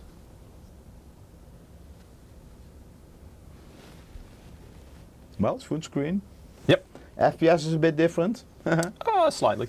Still 1080p, right? Yes, correct. Okay. And, Peter, what I Yes. also wonder, recently a lot of GPUs are only using PCI Express by 8. Yeah. Will this impact the performance? I think that's an excellent point indeed, because now in the past it was kind of redundant because you wouldn't, games wouldn't get anywhere near the limit of the PCIe, even times 4 wouldn't make much of a difference, if it was Gen 4 at least. But 8 lanes, and I don't know the numbers by heart, but those kind of speeds usually that you wouldn't get anywhere near it, because the speed that assets could be streamed from your decompressed by the CPU, then go through your RAM memory again, sent to the GPU. That was the bottleneck. So, and it wouldn't reach anywhere near the capacity of the PCIe lanes. But can we not test that with some tape on the VJ card? At some point, yeah. At some point, like later today? No. Oh, no. Why not? I don't have the tape. What if I? And also, yeah. What if I engineer We tape? could try, but let's get through this benchmark. Yeah, you talk so much. Benchmark. Click, click, click. Okay, so I'm going to do the exact same sequence as before. So I'm going to load the exact same save game, let's say, and we are again going to. I've got the stopwatch here again, and I'm gonna push the button right when we get sucked into the rift again, so at the exact same moment. So let's wait for it. As you can see, even without DLSS or frame generation, the FPS is really nice. But to be fair, it's 1080p and it's 4090, so you would expect that. All right, and here we go. I've started it. So that's already quite a lot faster. Yeah, you notice it doesn't get stuck in these rifts, falling animations, or But the total time that the sequence takes is really, I think, the most telling factor, because the time it takes for those rifts to load, let's say, and that he's stuck in that falling animation between the rifts, that adds a lot of seconds in the whole scene. So we're already on the ship. And even it didn't stay stuck upside down. No. And stop. So that's what? 37.6. 37 seconds. So and that's what's 120, right? Yeah, on the first run it's 120 indeed. So that's less than a third. Speedrun sheet, yeah. Yeah, yeah. But that shows you that, does it make a difference? Yes, a lot. So there you go. Peter, is this something now? Try going to the game folder, removing dstorage.dll. Let me, give me a second in here indeed. Probably he's breaking our PC. I'm not sure. I guess what I would be interested in, because he's saying, look, the FPS suffers from direct storage. Okay, that could be because, again, the GPU is given additional tape. No, but the GPU is given additional tasks, right? So, in theory, yes, the GPU is also handling the decompression, which could potentially cost a bit of FPS performance. Now let's see what happens then. Well, can we not first do the tape? No. Why? Not? Yeah, because then we know.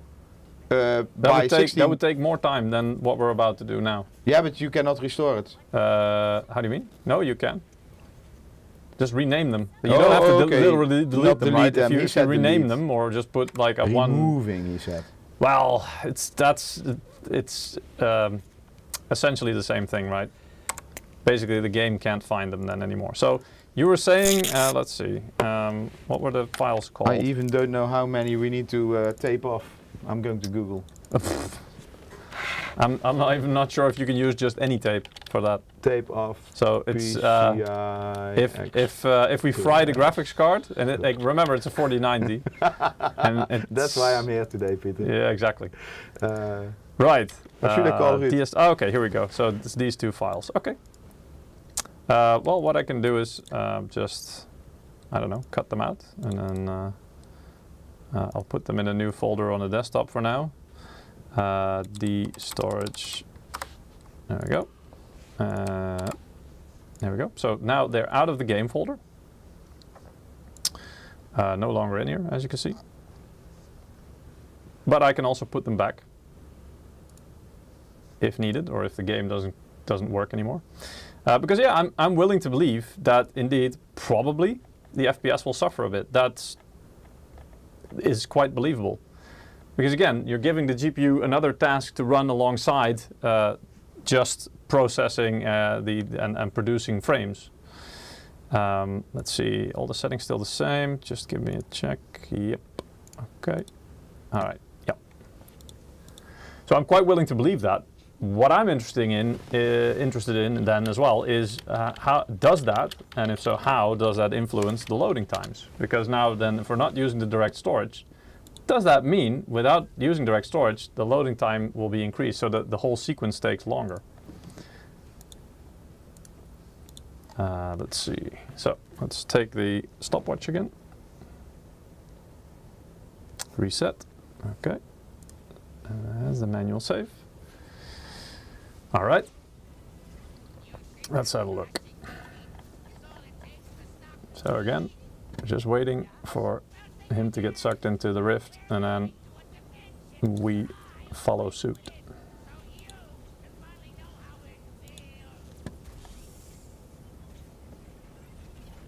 Yeah, okay. And here's our rift, start. Okay. That's pretty fast.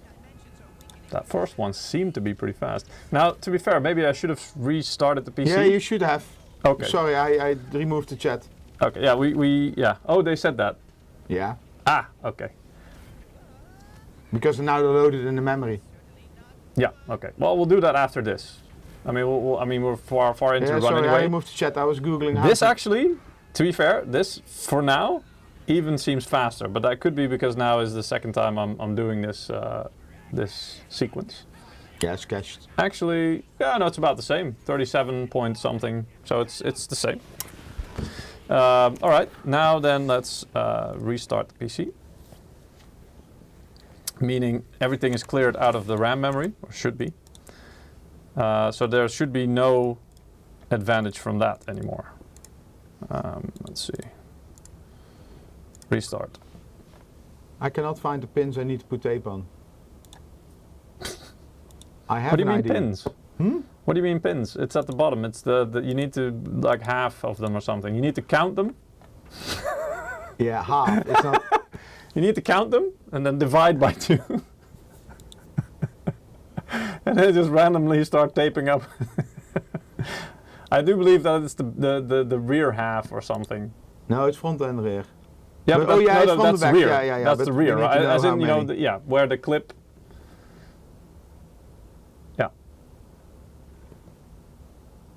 I'm going to count this. I don't have any signal. Oh, you're rebooting. Sorry. Oh, yeah. Yeah, Eric is looking at not suitable for work images on 20. 25, 99. Fuck! Peter! Now we need to cut the swear word. What do you mean? What swear word? This was an 18 plus stream, wasn't it? Rated for adults. PG, was it PG not 13 but more? No, actually maybe cursing is just PG 13. I'm not familiar with the exact things there. So okay, so the capture is already there, but my screen is still blank. So let's see if I can. Have I tried turning the monitor off and on again? Let's turn it on. Let's hope I get image. Because I would like to. Yeah, there we go. I would also like to see what I'm doing. Right. So. 33. Steam. From the back. Okay. Steam, MSI Afterburner. Let me just quickly check the game file as well. If it didn't, because Steam sometimes will check like, you know, game integrity and stuff like that. I'm not, probably it didn't, I'm expecting, but hey, let's check just to be sure that it didn't put them back because it noticed that they were gone. Steam apps, common, Ratchet and Clank, there we go. Nope, they're still gone. Yep, okay, good. Nice. Well, we'll see if that's nice, but here we go, Ratchet and Clank. Let's start it. I'm very stupid. Can you tell me how to build a PC? Like, teach me, please. There's plenty of videos on. Actually, Eric did one blindfolded last year. Yeah. Well, Just have a search on our channel, and you recently will I did find white, plenty of. the reversed ATX one. Sorry? The reverse ATX. Reversed ATX. Yeah. Project Zero. Oh yeah, well that's the most recent one, yeah. Yeah. True. But that's not representative of most PCs, wouldn't you say? Because No. all the connectors are in different locations. Right. So here we go again. Yeah, I got my stopwatch ready. Load game. Bottom save. Let's see. I didn't check if the frame rate is improved, by the way, so I'm quite willing to believe that it is, but I'm not sure by how much. It's difficult to ascertain that as well, by the way, because you'd have to do like a benchmark of a certain period of time. Let's get ready. Yep, start. All right, let's see if there's a significant difference. That's actually, yeah, I didn't really notice much of a waiting time in between those rifts. Yeah, this one's also not bad. You know all the subtimings? Sorry? You know all the subtimings? No, but it's like, well, you try to judge it, right? It doesn't look much slower in terms of the rifts following each other. But I'm also not sure if the frame rate is higher or not. It looks about similar. So I'm not sure there's a huge difference. And stop. All right, 37.25. Restart is a clean boot. What, did I not do that? Oh. So Can you check if DLL of the files are there? Sorry? Oh, you renamed them? No, I actually removed them. Oh. Uh-oh. How to get them back? No, I can put them back because Oh. I've put them in a different folder on the desktop. Sorry. Peter, Yeah. I have tape. Yeah, I'll let you do that. Nah. What do you mean, nah? Otherwise, I damage hardware again. Well, yeah. That's the point, right? No. So yeah, from my side, pretty much no discernible difference in terms of loading times, it seems. Oh, here he comes. You getting brave? No. I will bring the GPU to you. No. I'm not gonna do this. No, I'm not allowed to do it anymore. Oh, come on. I reached my quota of destroyed hardware this year already. Oh. But that's interesting, and I mean, sure, we can remove these files, and I'm not even sure what that does exactly. I'm willing to believe, indeed, that these, are responsible for the direct storage stuff. But it goes to show that it is also still in development, like direct storage. So it's supposed to give an indication of how it works, and it's a demonstration, let's say. Please do Armored Core 6 stream. I saw some. Yeah, I also saw something about that, indeed. Yeah. But I think, yeah, there's still a lot to be discovered about direct storage and how it works. Again, like these are largely still tech demos. It's not really used to its full potential yet, but it's interesting to see. Robots. Yeah. Frame rate was higher with direct storage off too. Okay. Yeah. Again, I didn't log it. If I really want to make sure. You had Afterburner on? Yeah, I did. Yeah, but it was because again, it's not like a benchmark where at the end of the sequence you get like, okay, how many FPS did you count or something. So you're going to have to go off of averages, right? Because the FPS goes up and down during the scene. Is there no direct storage benchmark, like a 3D Mark? I don't have it. No, okay, but I mean, there was that AvocadoMark, right? Yeah, but that's like here you have it. It works. Thank you. Yeah, that's the thing I'm finding just when I'm looking at it. Did you play this game already? A little bit, yeah. Is it something for me? No. You know, No, after my holiday, I didn't touch Call of It's a Duty platformer. It's a story-driven game. yet. Oh no, thank you. Yeah, that's so no. In general, no. Not for you. Let me see. I think it's all mentioning that Avocado direct storage benchmark. That's the only thing I can find. So Hey Peter, this is how we need to tape it off. I counted them. They're like 13 pins. yeah. So you don't trust this, right? No, of course not. Not on your 4090. Not mine. But I'm not gonna I'm not gonna risk it. Indeed. Yeah. Let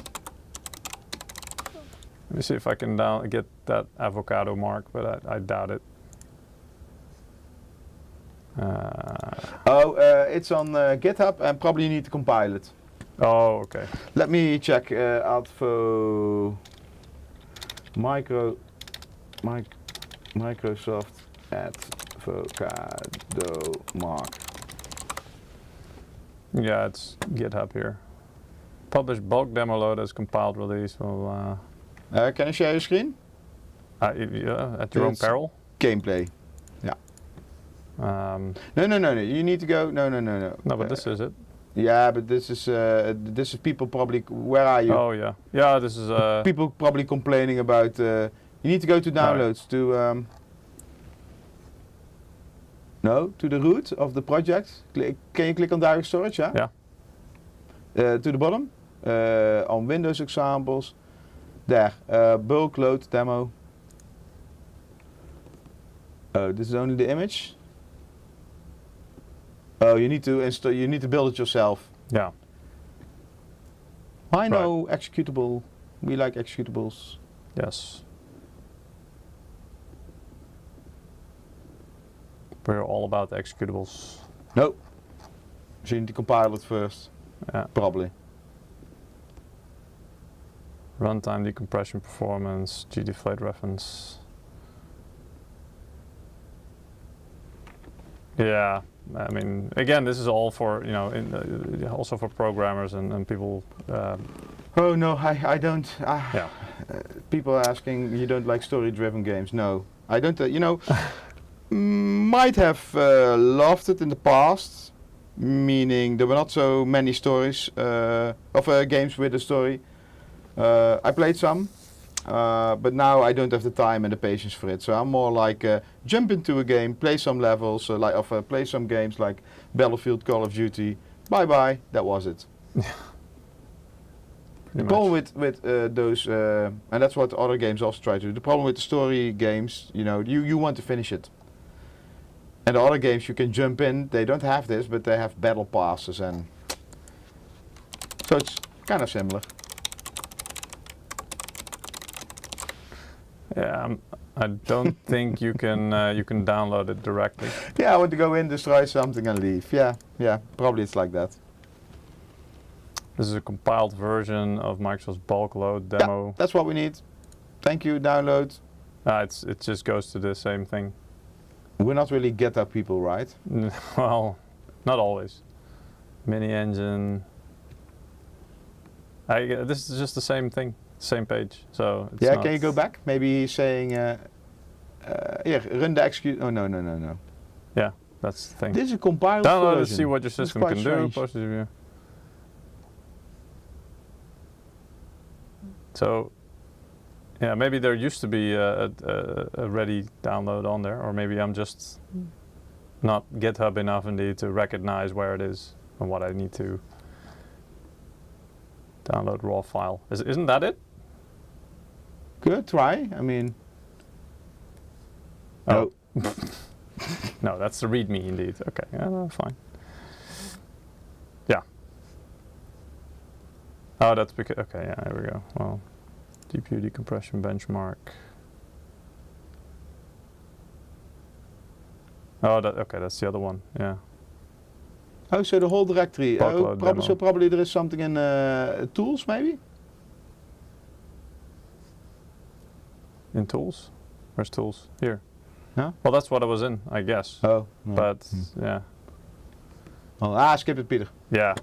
There's too much there to go into, I'm guessing. I'm going to do another giveaway. Yeah. Anyway. Blah, blah, blah, blah.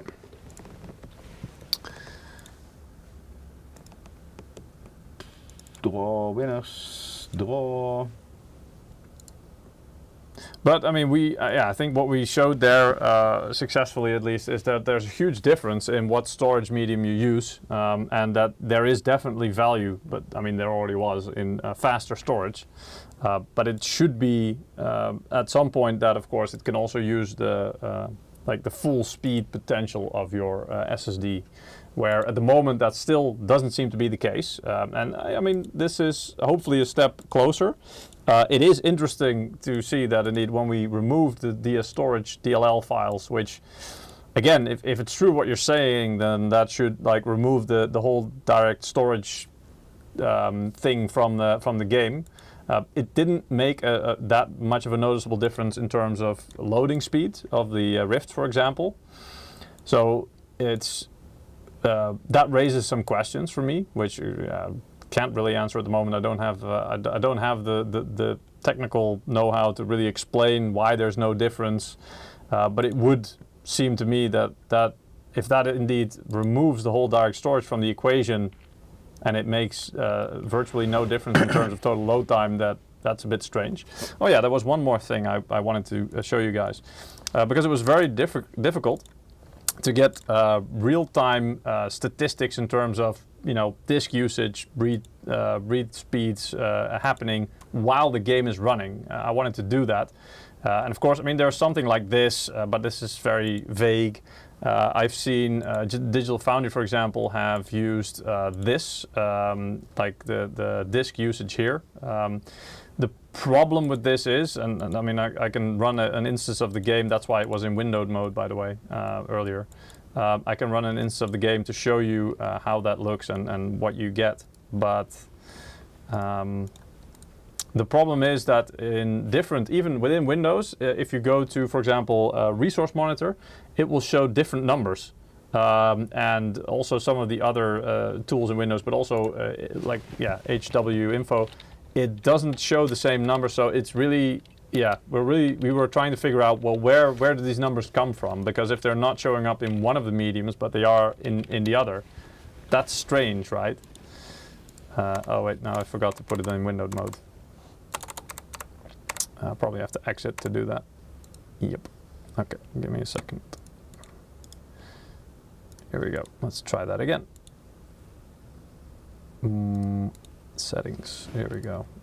Windowed. So it's still going to render at 1080p, but now it's going to look a bit smaller because it's windowed. There we go. I mean, I can make it a little bit bigger for you. There we go. But the main thing is that at the side here, I'm using the disk. I'm keeping the disk usage on the screen. So the top one, obviously, is and maybe Eric, you can zoom in on this part, or maybe put like a pop-up of this. But yeah, as you can see here, the top one is the game. Also because it uses the most of the memory. Probably by doing this, you can actually see it. Here we go. And you can already see, like, there's the disk usage. It shows the megabytes per second, how much the game is using. So that at least gives you some measure. This is actually pretty much the only thing I could get to reliably show this kind of data usage for now, which I didn't expect, but hey, that is what it is. So yeah, when loading into the game now, and I've put the DirectStorage DLLs back in there, but as you can see, it's the usage is showing. And did you reboot it again? No, no, I didn't. Then they're probably not loaded. Well, not sure. I mean, you can clearly see. I mean, it's still using up about 144 megabytes per second, and it will shoot up once we go into the rifts. But it doesn't go up into like the thousands, what you might expect. I mean, here you see it's going 300 into the 300s of megabytes per second, 350, just okay, there we go, 370, almost 400. But that's still within SATA territory, right? That's still within SATA SSD territory, that kind of bandwidth, let's say. So that's not really up in the speeds of NVMe M.2 SSDs, is what I'm saying. Yeah, but if you don't reboot it, maybe it's cached as well. Yeah. So we can try that. Indeed. So let's give that a try. But as you see, those are not shockingly Peter, high numbers. First giveaway. Yeah. Well, you do that. I do. I reboot the PC. Okay, next winner, Stefan. Stefan. With loyalty bonus, thank you. Congrats. You're going to reboot? Yeah. Let's do another restart. And indeed, I saw people mentioning this, on AMD, especially on the Godlike, because it's such a big motherboard with a lot of features and stuff. So there's a whole lot to load. So yeah, they are a little bit slower on the boot. If you still want to join our giveaway of Exo Primal, you know the game, but next week it seems we're going to play this one. Go to amazon.com/2/insider. And what else? Yes, already 3 weeks away. The exclusive MSI skin that's in there as well. Oh yeah, MSI skin, nice. Yeah, the robot armor. Yeah, I guess. Oh yeah, I'm gonna show that. Can you see if maybe the capture is already picking up? Because last time the capture was What's this picking red up. thingy here? I don't know. Oh, huh? I guess that's my name tag. You put something over there. So what is this then? I don't know. Oh, that's my zoom. Yes. Yeah. Yeah. All right. So something's happening. There we go. Yeah. So you guys already have the capture. I don't yet. At least I'm not seeing anything yet. So I'm gonna turn the monitor off and on again. It's not just a cliche, guys. It's an actual fix. Like, have you tried turning it off and on again? It works. Oh, chat, sorry. It's words to live by. Right, so now I see something as well. Okay, so we've rebooted. Let's load Steam up again. I asked Ruud which one to tape, but he's not reacting. So then we better not do it. The rear ones, because that's what I've seen so far. When anybody does tape it's these, the rear ones. But until where? half of them. Yeah, no, no. Well, yeah. No. Yes. No. Because then, I mean, now physically you have times 16, right? Do we have a GPU here? Sorry? No, we don't have a GPU here. No. But it's always it's like that. No. Well, I mean, they don't alternate them, right? It's not like you tape off one finger and then leave one exposed and then tape off the next one. It's always one continuous row. Anyway, let me load up the game as well. I think I did say that Afterburner should be running. Yeah, here we go. Okay. What GPU is this? We're running R6 4090. Let's put Task Manager here. So yeah, here we go. In Task Manager, we see the disk usage as well. So we're going to monitor that again. Oh, wait, am I seeing this? Yeah, okay. Or is that? No, that's the memory. Okay, here we go. Yeah, I'm trying to put it in a way that you can actually see it there as well. And can you select the game? Because now it seems that the second one is highlighted, but actually it's the first one, right? The game. I'm not sure if it will stay highlighted actually. Or maybe. Oh, you mean like this? Yeah, that one. No, yeah. it will highlight the one that's using the most resources automatically. Let's say. Yeah. So once I start the game, that should be the game. Yes. And what is this now running? I'm sorry. What is your SSD now? Oh, this memory. Oh, no, sorry. this is the this is RAM. Yeah, indeed. sorry, So I was confused. I was like, why? What is pulling 490? Well, here you go. In terms of system, there's something going like that. Anyway. So difficult to benchmark. You also did you? What was the other tool you're using? Preview. Purview, yeah. There was, there were multiple tools that we tried. HW. Do you still have those results? Sorry? Do you still have those results? No, because we were just messing around with it just for the live stream to see if we could get anything to work to give us real-time data during the game. But unfortunately, it wasn't to be. All right, let's So Don't here we want can to block see, I off mean, people. yeah, the disk usage now is around 355, something like that. Let's go into the game. Okay. Again, just like around 350.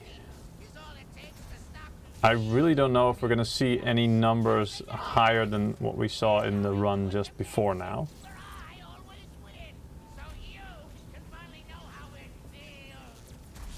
I mean, there's not a whole lot going on right now, which makes sense. Now we're going to get the rifts. Here So we now go. it's rebooted. It should be that the DirectStorage DLLs are loaded. Yeah. But Still just around 300, 370. We did go spike up into the 470 just in the previous run. Let's see, still low 300s. so it's confusing, right? It is, yeah. So it's very, you know, there's still a lot to be Discovered, looked into and benchmarked. discovered indeed. And yeah. And here we go, final rift. Actually, yeah, the data usage. But again, it's also these are. Is it 1 second? Yeah, 1 second is in between each of the. What it shows basically, the snapshot that it takes of the usage. So it could very well be it's missing the spikes because What if you that kick up they the are game to within 4040p in between those seconds. Sorry. If you change to 4040p. Yeah, we could try. I can actually try to make it run on 4K if you want. I'm not sure. Yeah. Why not? We like 4K. Oh yeah, we love 4K. No, we love RGB. We like 4K. Okay, let's see. I need to wait until it. There we go. Let's see what we can do. You have the Dutch version of Steam. Window. Oh, I just used whatever was on there. Oh, actually, I think because we're using our capture as the monitor, that's weird. Wait, can I? Ah, no, windowed was limited to that. And actually, this is also limited to 1080p. Because of the capture, Yeah. I would say. Yes, yeah, it does look that way.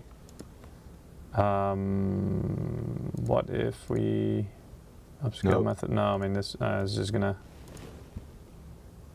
Do it yourself. Just disable the capture. Yeah. Let me see. Oh, this unlocks exclusive full screen. So this, I'm not sure what that means. If that means that it's going to cut you out, but hey, at least it allows me to go 4K. Yeah. So yeah. Upscale method. I mean, just I'll leave this off, shall I? Just everything pretty much the same. Graphics, everything is still on high, very high. Ray tracing is still on. Okay, let's go.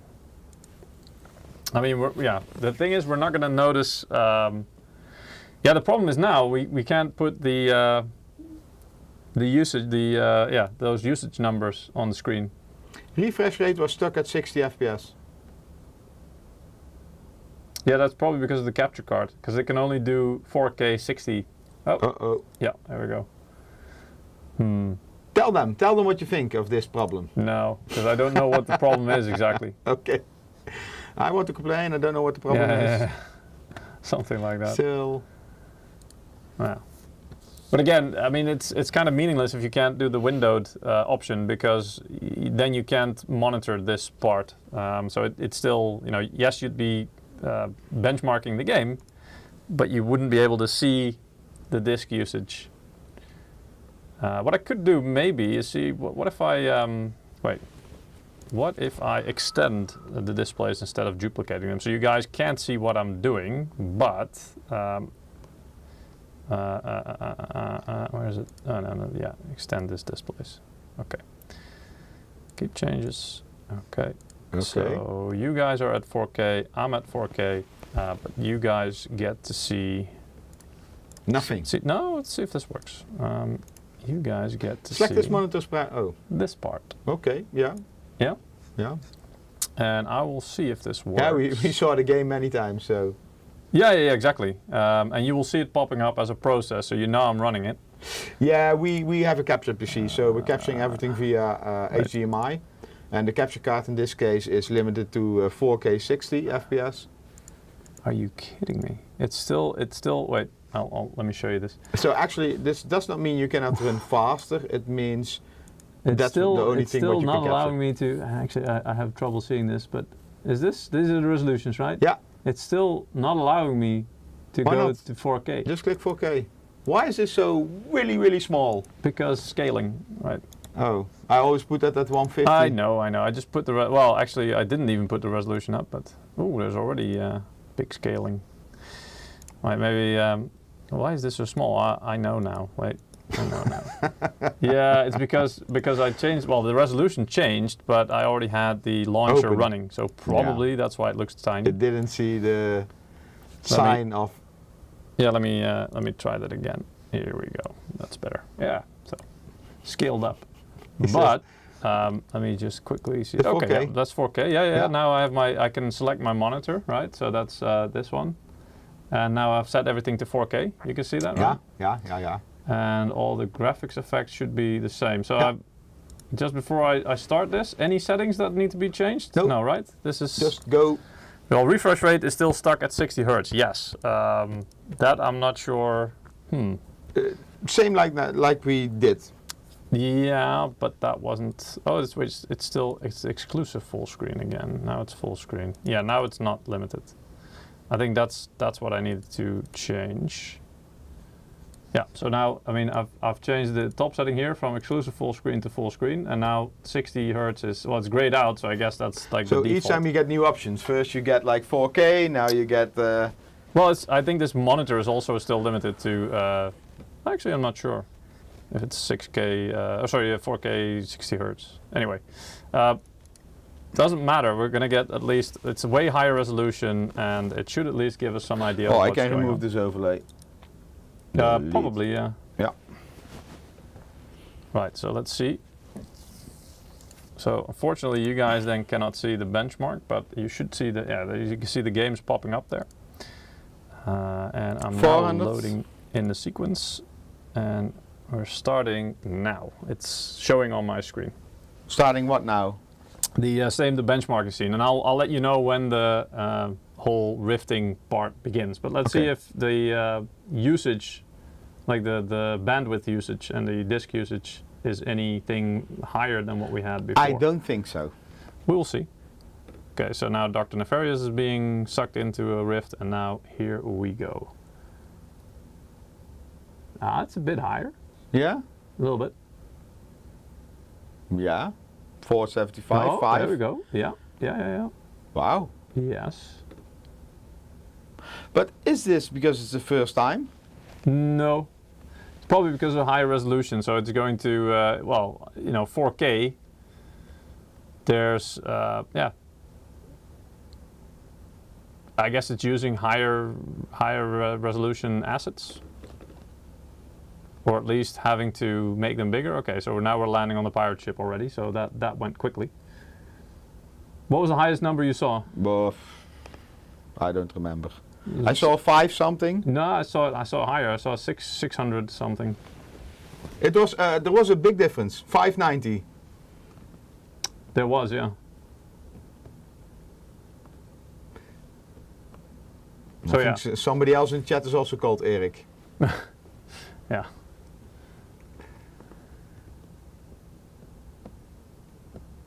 Right, so yeah, that does make a difference then. But still,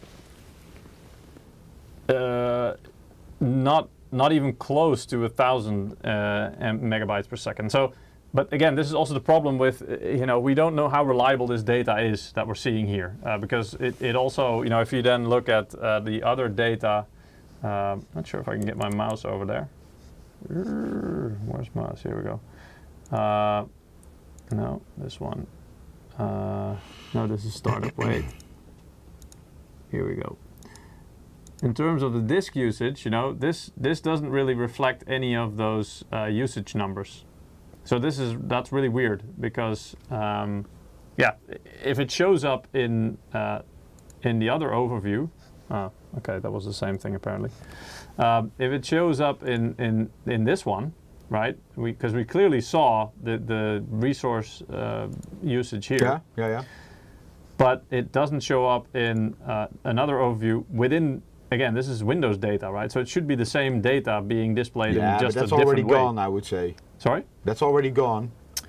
Maybe, yeah. Yeah, But I mean, yeah, I can show you, right? We can do. Yeah. Let me do it again. Let me load up the same sequence again. Load game. Everybody's getting Windows Last updates, one. I see. Yeah. Right. Okay. So here we go again. Just waiting for Dr. Nefarious to get sucked into the hole.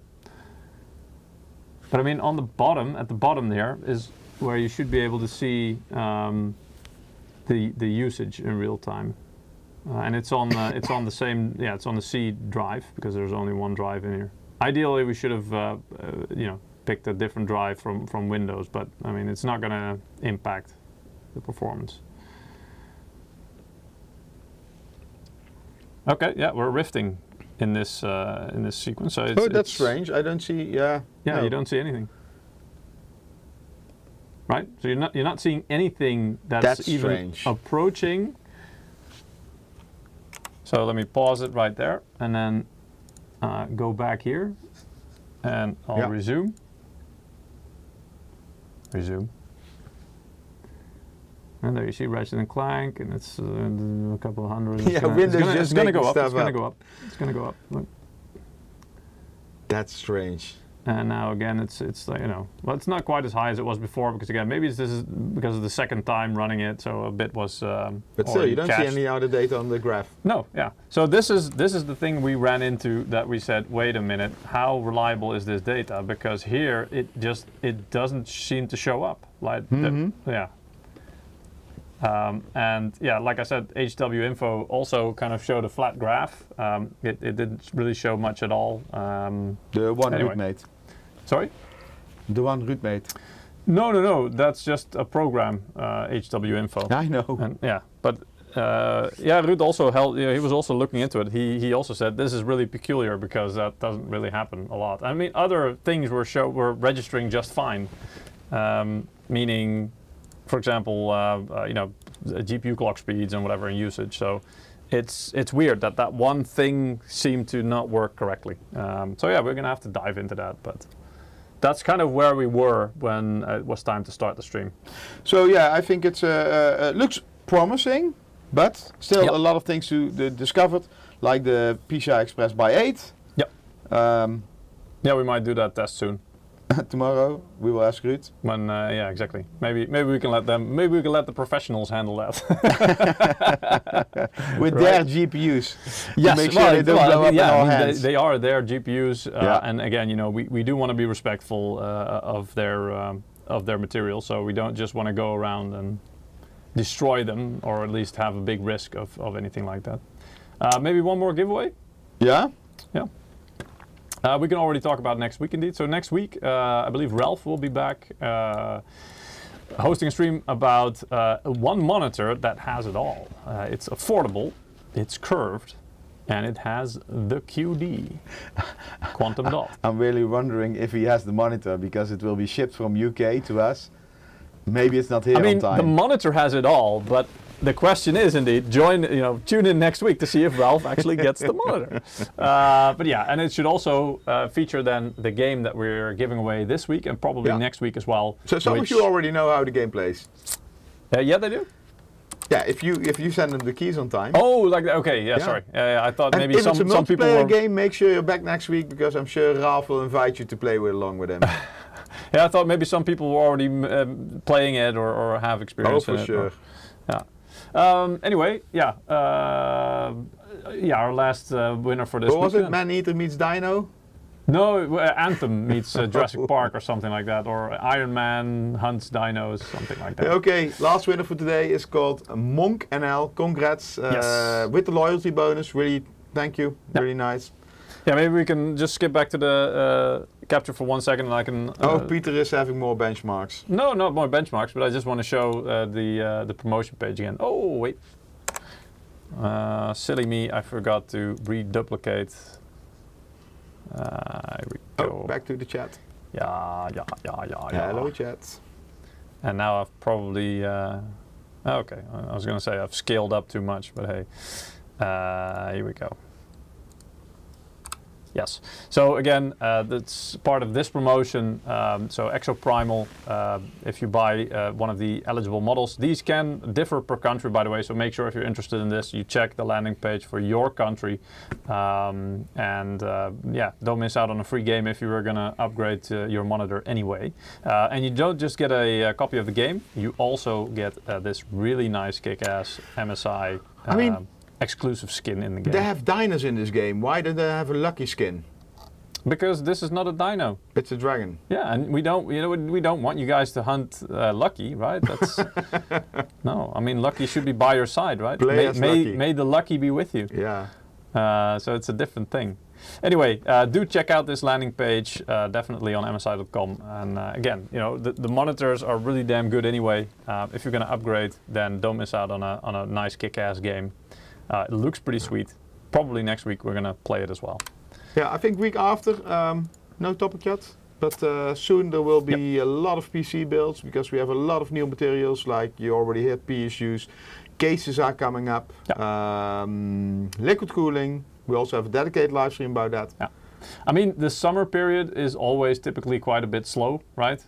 When it comes to product launches and stuff. When I'm on holiday, yes. Usually, yeah, well that, but also this is typically a bit slow, and things usually pick up again when it's like the typical back to school period, I want to say, but around the end of August, September, then usually things pick up again. So, but in the meantime, we do have some nice things lined up for you. So, starting with the monitor that has it all next week. So yeah, tune in next week to see if we actually have the monitor. Again, and how we will solve it if he doesn't. Yeah, exactly. Or maybe a completely different topic in case we don't manage to get it. Yeah. Anyway, thank you for joining for today. Thanks. And appreciate it. See you next week. Nice to see you all. Bye. If you have holidays, we're going to say bye. If you have holidays, enjoy your holiday. Yes. Hope it doesn't rain. No, yeah, bye. Can we stop buying? Bye. Bye-bye. Bye.